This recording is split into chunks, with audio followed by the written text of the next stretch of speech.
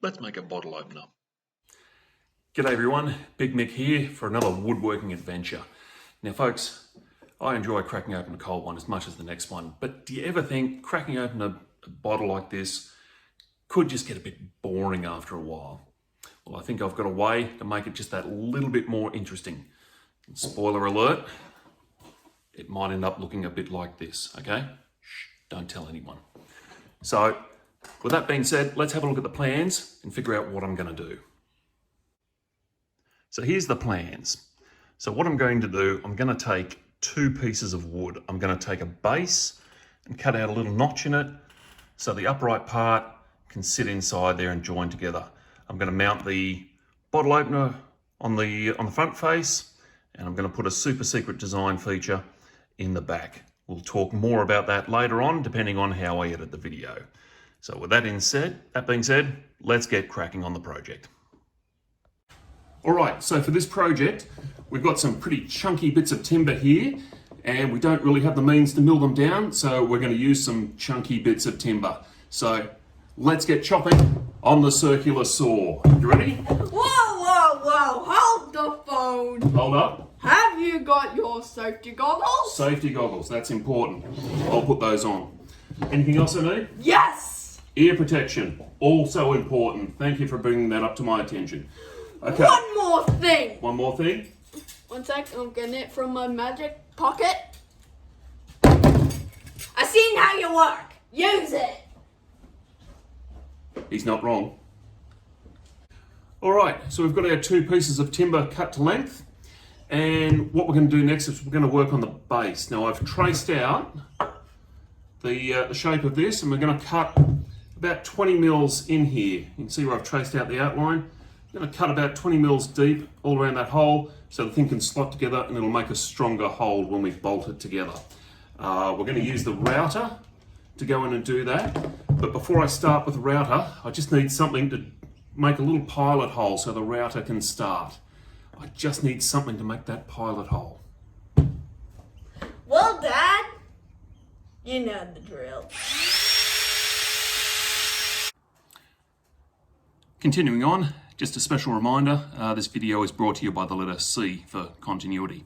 So, carrying on, we've worked out on the base. I've got that cut out, dug to about 20 mils, just like we said we're going to do. Router did a great job on doing that, but just a little tip for beginners. When you go to dig something this deep, don't try and do all 20 mils at once. Just a couple of mils at a time, do 3 or 4 or 5 passes. If you try and do too much, there's a very good chance you could end up breaking your favorite router bits, possibly even 2 of them. But anyway, the upshoot of that is we've now got 2 pieces that fit together.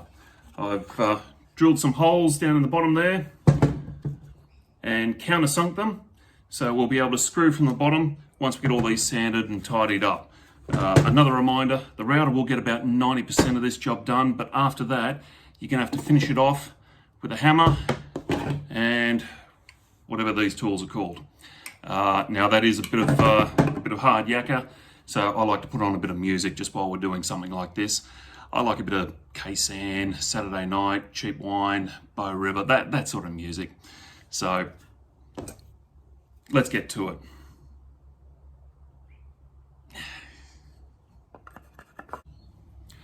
All right, so carrying on, we're moving along. We've sanded the whole thing down. It's starting to look like a nice bit of wood. I've got some holes pre-drilled here, so we're going to put the little bottle opener thing there. And I think it's probably also time to discuss the secret ingredient that I alluded to earlier on in this video. Now, I've got the secret ingredient right here in the bag, and yeah, all right, okay, it's not that big a secret. It's a magnet, okay? What we've done, I've drilled two 35mm diameter holes in the back there with a Forstner drill bit. I've buried them down as deep as I can without punching through the other side.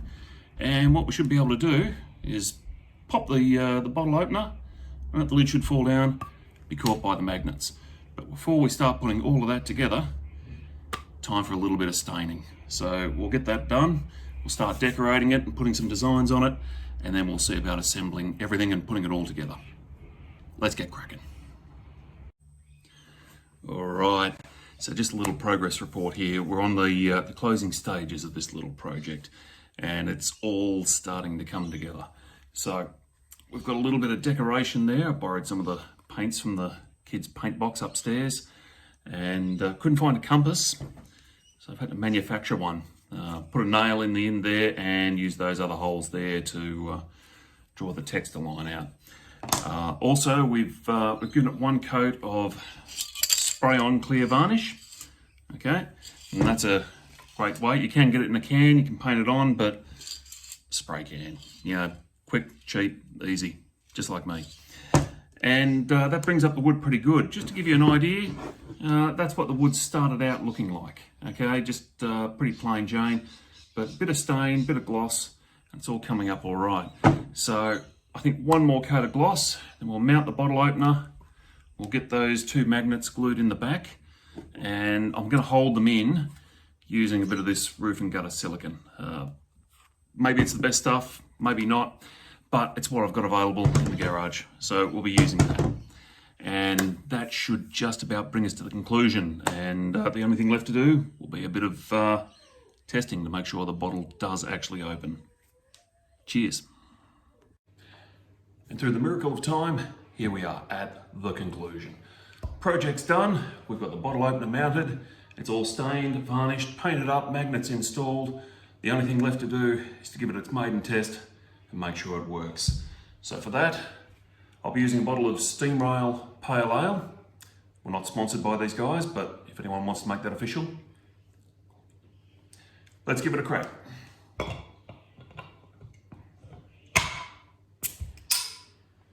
Boom, catches the bottle like that.